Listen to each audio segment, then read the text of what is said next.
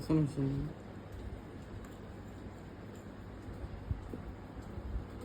হয় নাই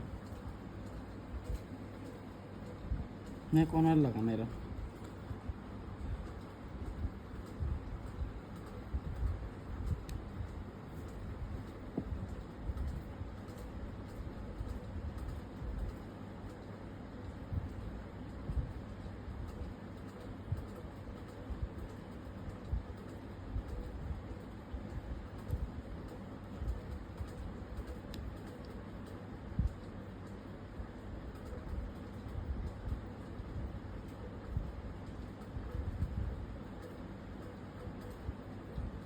বা খহাকে ঘূৰি আছে দেখোন